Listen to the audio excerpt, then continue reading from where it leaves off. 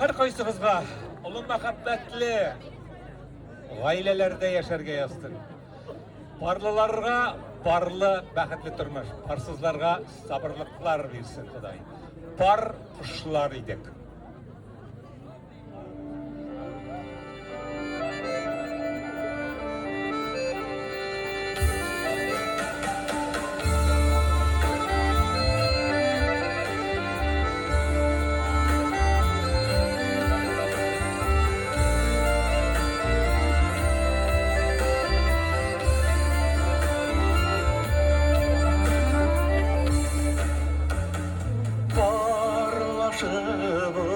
Uçkan par kuşlar iyiydi, par ya tuzdu, par ya tuzdu.